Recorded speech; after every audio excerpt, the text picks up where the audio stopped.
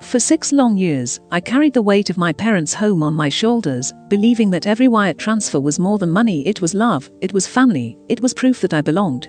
I gave up vacations, quiet weekends, even parts of myself, just to keep their world intact. Then, with one sentence over dinner, they raised it all. The house I saved was no longer mine to protect, but a gift to my sister. In that silence, my heart cracked in ways words can't hold. Tell me, what would you do if love was repaid with erasure?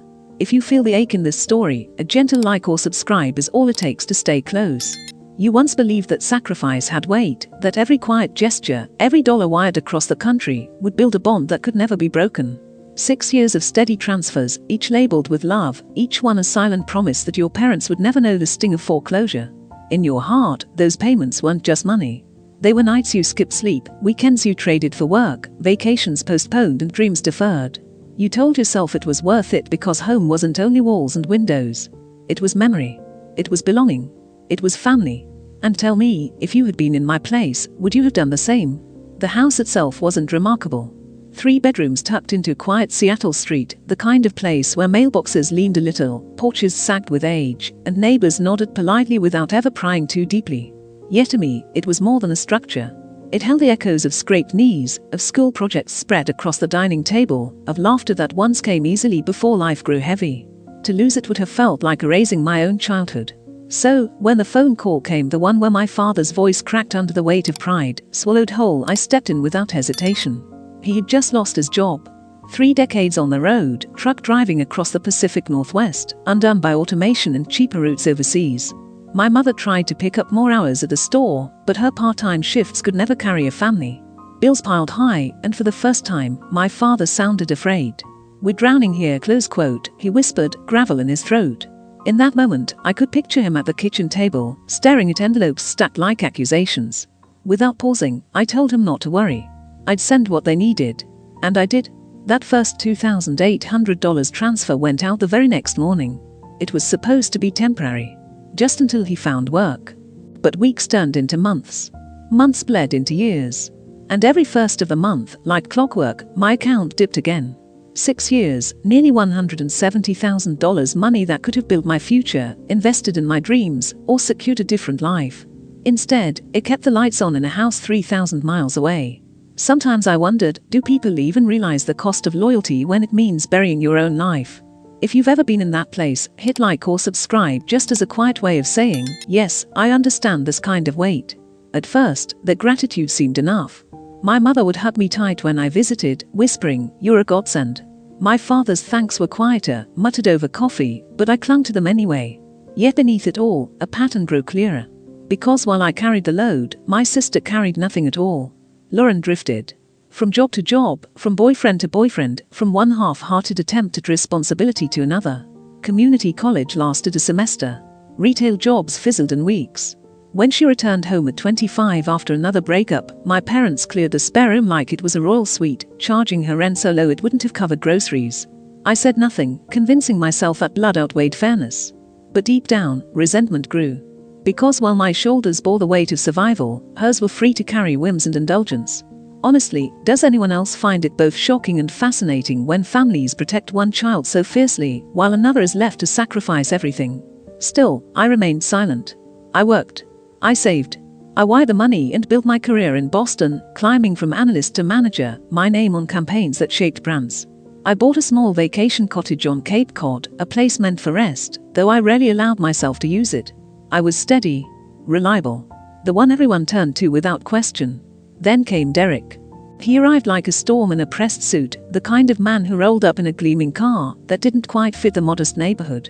He was Lauren's new love, a luxury car salesman with charm sharpened to a blade.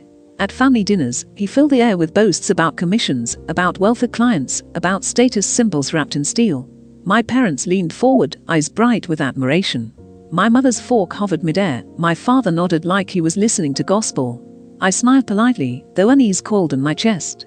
You know that feeling when everyone else is dazzled, but you sense something's wrong? Have you ever replayed such moments 3 times in your mind, just to confirm you weren't imagining it? It didn't matter. Because Lauren was smitten, and my parents followed suit. The engagement came quickly, a ring glittering on her finger like lightning. Plans spun into motion, a lakeside estate for the wedding, designer gowns, embossed invitations. When my mother fretted about expenses, I offered to help. I texted Lauren to say I'd cover the venue deposit. Her response came swiftly. "We've got it. Derek's handling the big stuff." Pride. Pretension. I couldn't tell. But the unease remained, gnawing at the edges of every conversation. And then, the dinner. The one that shattered everything. Candlelight flickered on the same table that had once held my school projects. Plates of salmon and rice, glasses refilled with nervous hands. I expected chatter about flowers, about guest lists.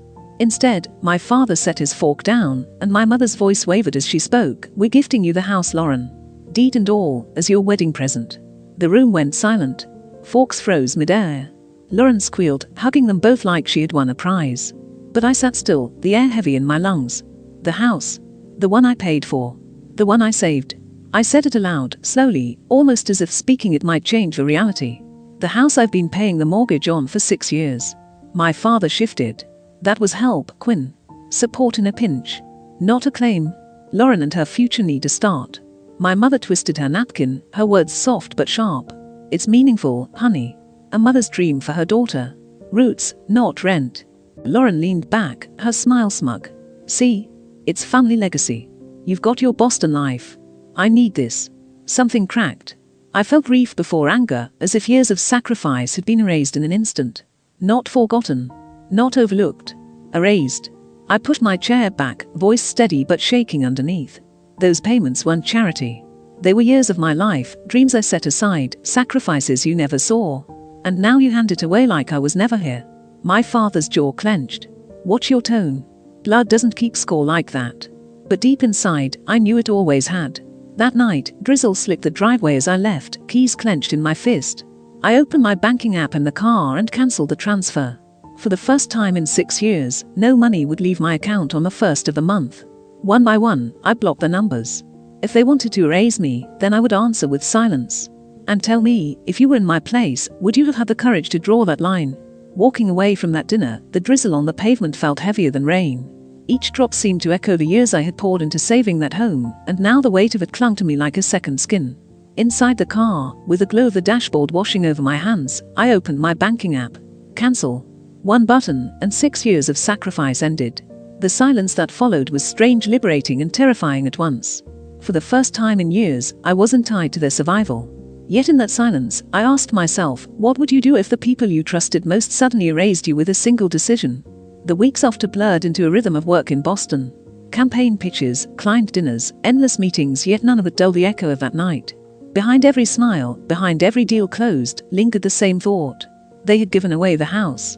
I stared at the Cape Cod brochures pinned to my fridge, the ones I had promised myself I'd finally use, and realized that while I put my own life on hold for them, they were building a future for her. Doesn't it make you wonder how easily years of devotion can vanish, like ink washed off a page? If you've ever felt that sting, a gentle like or subscribe is more than enough to remind me that stories like mine don't live in silence. It wasn't long before another message arrived. My mother's voice sounded worn when she asked me to visit their new place. They had left the home behind, handed it to Lauren and Derek during the wedding, like a stage performance, and now lived in a cramped, overpriced apartment downtown. When I stepped inside, the smell of takeout lingered in the air, boxes still stacked in corners. My father grumbled about the rent and the stairs that hurt his knees. My mother stirred sugar into her coffee, trying to sound optimistic. "It's only temporary," close quote, she said, though her eyes betrayed doubt. Then came their request, and with it, another cut. They wanted my Cape Cod house. "It has space," close quote, they reasoned. "It sits empty most of the time. Why not let us use it until we sort things out?" Close quote. I sat there holding my coffee, heat seeping into my palms, and thought of all the years I had gone without rest, of dreams deferred so they could breathe easy. And now, after giving away what I paid for, they wanted more. In that moment, I knew love without limits isn't devotion, it's surrender. Would you have let them in, or would you, like me, finally say no? My refusal landed like a stone dropped into still water.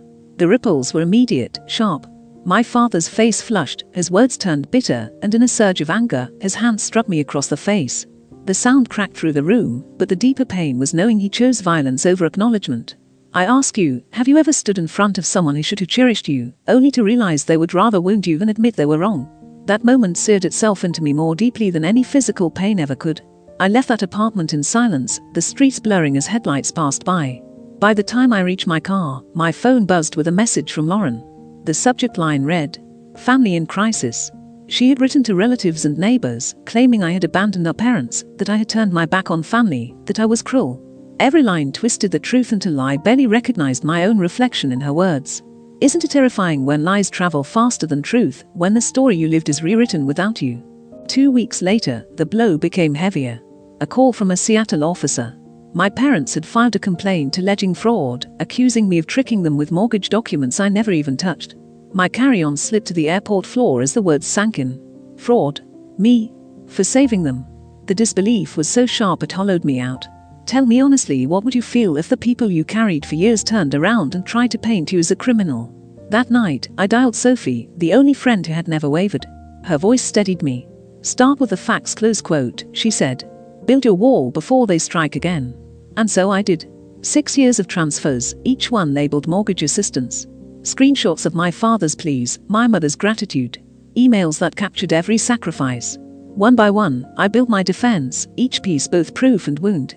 Every document reminded me of what I had given up.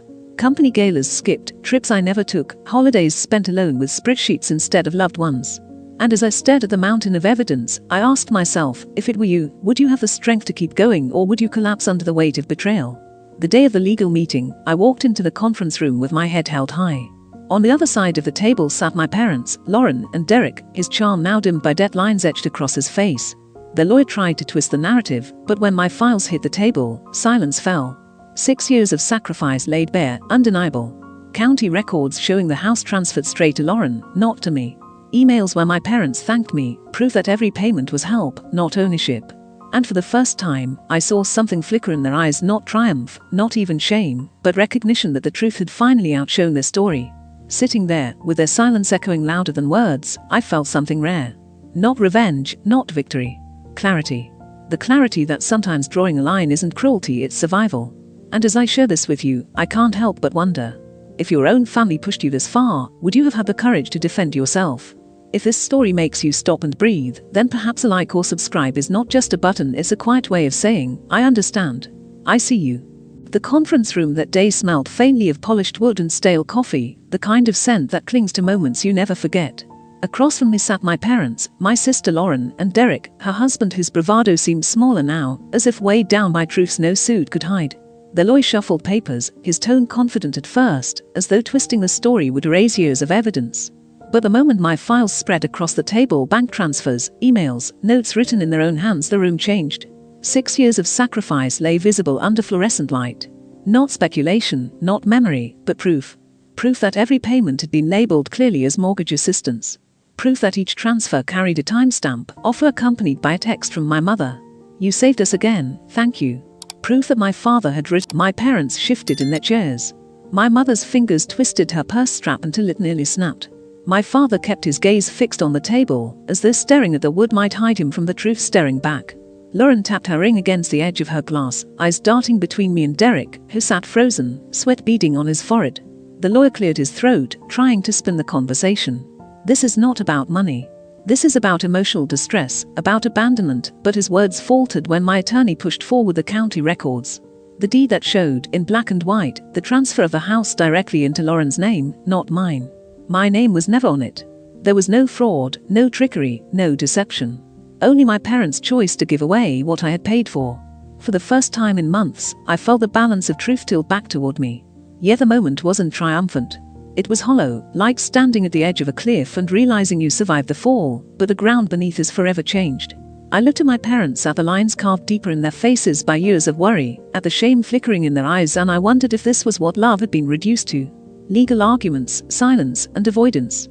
Have you ever wished for an apology that never came, even when the truth was clear to everyone in the room? And then, in a twist I hadn't expected, Derek's secrets began to unravel. His death surfaced in documents my lawyer had pulled from public records, car loans stacked high, credit cards maxed, even a second mortgage taken on the house, weeks after it had been signed over to him and Lauren. The words hit the air like thunder. Lauren gasped, staring at him as though she was seeing him for the first time. You did what? Close quote, she whispered, her voice cracking. Derek shifted uncomfortably, trying to laugh it off, but the sound fell flat. My father's hands clenched into fists on the table. My mother covered her mouth, eyes brimming with tears. The truth spilled out piece by piece. Derek had gambled their security for appearances, financing cars he couldn't afford, promising himself commissions that never came. And now the house, the one I had saved, was weighed down with debts he had quietly stacked behind their backs. The silence that followed was thick, suffocating. Lauren's face turned pale, her ring no longer a symbol of triumph, but a chain she couldn't untangle. My parents looked at her with the same mixture of pity and disbelief I once longed to see turned toward me. Only now, it was too late. When the meeting ended, no apologies came. Only paperwork signed, agreements made, and a quiet understanding that the damage couldn't be undone. I walked out of that room knowing the truth had finally been laid bare, but also knowing it would never heal what had been broken. Sometimes clarity is not comfort, it is simply the end of illusions. Months passed, and the unraveling continued.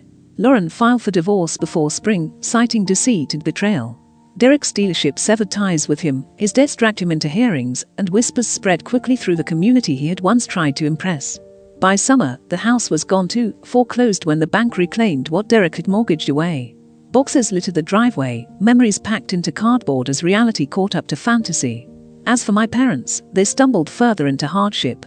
Bankruptcy stripped away what little they had left, leaving them in a small trailer park on the outskirts of the city. No more dinner parties, no more grand gestures. Just gravel roads, chain-link fences, and the hollow echo of choices they could never undo. Friends drifted, relatives fell silent, and the isolation they had once painted me with now belonged to them. I closed every door between us. Phone numbers blocked, emails unanswered, holiday cards unopened. It wasn't anger that guided me anymore, but peace, the peace of knowing I no longer had to carry the weight of their choices. I turned my energy back to my life in Boston, to campaigns that stretched across cities, to a future I had put on hold for too long. The Cape Cod cottage became more than a retreat, it became a symbol of boundaries I had finally claimed for myself. And yet, sometimes at night, I'd catch myself thinking of that old house in Seattle, of the childhood laughter that once filled it, of the memories buried under arguments and silence.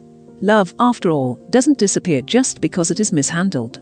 It lingers like an echo, even when you know you can't go back. Have you ever carried both grief and relief in the same breath, grieving what was lost, but relieved you finally let it go?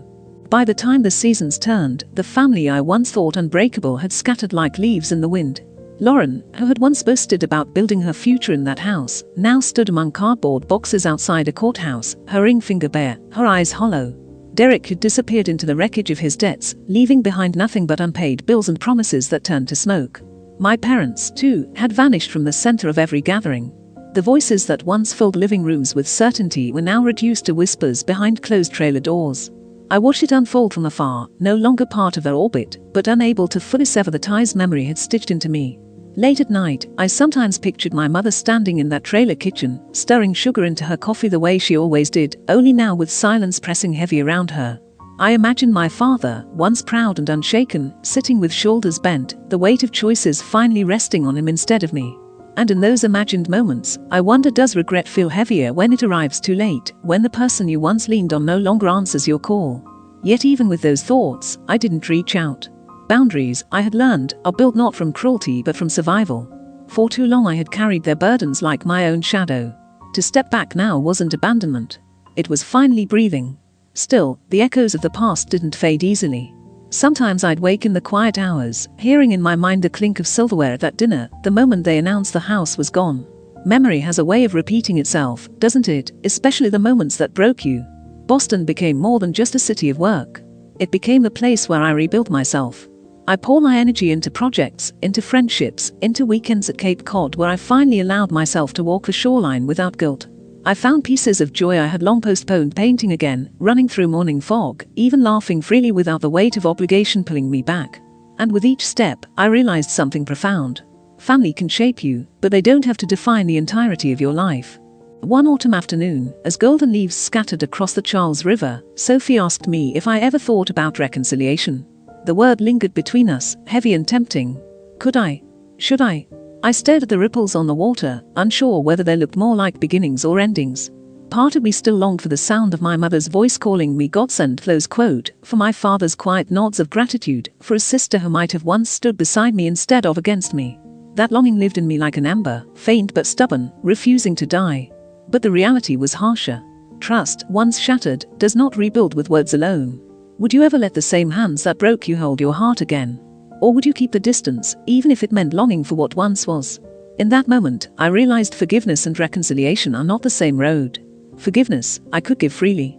Reconciliation demanded rebuilding, and rebuilding requires trust, and trust had already been ground into dust beneath years of silence, betrayal, and denial. The truth is, forgiveness lived in me, but return did not. I could forgive them silently, release the bitterness that had clung to me, but I could not return to the cycle that had nearly consumed me. Forgiveness, I learned, is not always about rebuilding bridges.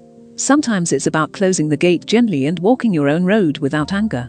Still, I thought of them often, even if I never picked up a phone.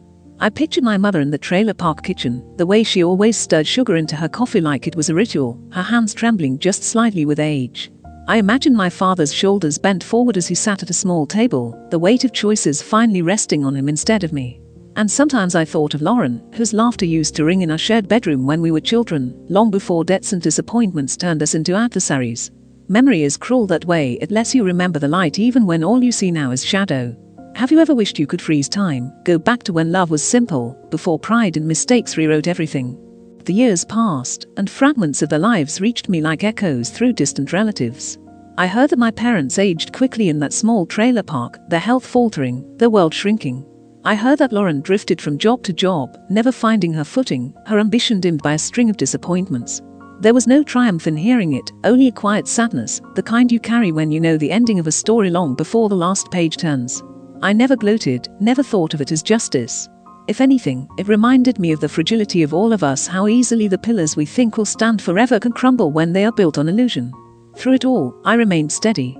My career flourished in Boston, each project a reminder that I had built something on my own terms. My friendships deepened, no longer overshadowed by the constant pull of obligation. And the Cape Cod house, once just a cottage by the sea, transformed into a sanctuary. Its walls no longer carried the burden of sacrifice. They echoed with laughter, with dinners shared, with the warmth of people who chose to be there. For the first time, I felt what it meant to build a home not out of duty, but out of love and joy. Perhaps the greatest inheritance isn't a house or money, it's the courage to step away from pain and write a different story for yourself. Yet even in peace, questions lingered.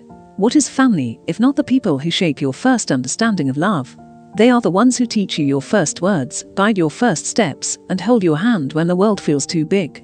But what happens when those same people become a source of your deepest wounds? Can the word family still hold meaning then? Or does family become something you choose, something you build with those who see you clearly, who honor your worth without conditions? I thought often of that question as I walked the shoreline at Cape Cod. The waves always returned, no matter how many times they retreated. Perhaps that was the lesson: love, like the tide, comes and goes, and sometimes it doesn't return in the form we expect. Perhaps family, too, is like that.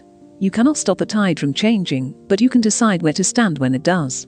Have you ever looked at the ocean and wondered if healing is less about mending the past, and more about learning to stand steady in the present? Over time, I came to see that closure isn't always a dramatic moment. It's not a final conversation or an apology wrapped in tears.